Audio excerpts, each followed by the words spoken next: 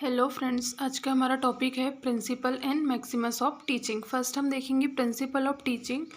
इसमें है the principle of M, फिर है the principle of activity and learning by doing, फिर है the principle of linking with actual life and other subject. जो principal होता है वो किससे लिंक करता है? एक्चुअल लाइफ से लिंकिंग करके होता है और उसके अदर सब्जेक्ट से लिंक करके टीचिंग कराई जाती है। नेक्स्ट आ जाएगा द प्रिंसिपल ऑफ प्लानिंग, फिर है the principle of interest and motivation, the principle of sympathy and kind of atmosphere. Next है the principle of flexibility and corporation. Next है the principle of diagnostic and remedial teaching. फिर next है the principle of looking ahead. फिर next है the principle creativity. ये इसके क्या हो गए? 10 प्रिंसिपल्स हो गए।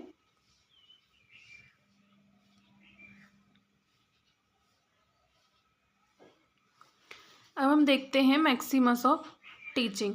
Maximus are the short statement like the dictum that are treated as general rule of conduct, universal fact found out by teacher after year of experience. ये क्या है? मैक्सिमस ऑफ टीचिंग क्या है? इसमें एक शॉर्ट स्टेटमेंट होता है जैसे डिक्टम। सपोज करो कि हम लास्ट में क्या करते हैं, टॉपिक को समराइज करते हैं एज ए डिक्टम, लाइक बहुत ही शॉर्ट उसमें वर्डों में हम क्या कर देते हैं, पूरे चैप्टर को हम उसका क्या करते हैं, समराइज कर देते हैं। उस टाइप में क्या होता है, ये मैक्सिमस ऑफ टीचिंग होता है। इसमें भी क्या होता है, शॉर्ट स्टेटमेंट होता है जैसे डिक्टम में होता है। They are cultural free and universal in nature. Maxims of teaching होता है वो क्या होता है, कल्चरल फ्री होता है और यूनिवर्सल नेचर होता है। They are tried and tested principle. फिर they accelerate momentum of teaching learning process and help in achieving success in a classroom. फिर हम देखते हैं मैक्सिमस ऑफ टीचिंग। ये कैसा होता है? Known from known to unknown होता है। अगर हम टीचिंग कर रहे हैं तो उसमें क्या करते हैं, सबसे पहले जो स्टूडेंट को नोन चीज़ें होती हैं उस चीज़ को उससे हम अननोन की साइड ले जाते हैं, तो उनका क्या होता है, इंटरेस्ट बढ़ता है। फिर नेक्स्ट आ जाएगा फ्रॉम सिंपल टू कॉम्प्लेक्स। अब इसमें क्या होता है, हम अगर टीचिंग में सबसे पहले हम सिंपल चीज़ों को बताते हैं, फिर उसके बाद में धीरे धीरे कॉम्प्लेक्स की ओर लेके जाते हैं। अगर हम डायरेक्ट कॉम्प्लेक्स की ओर ले जा लेंगे तो जो इंटरेस्ट है स्टूडेंट्स के लर्निंग करने का वो ख़त्म हो जाएगा।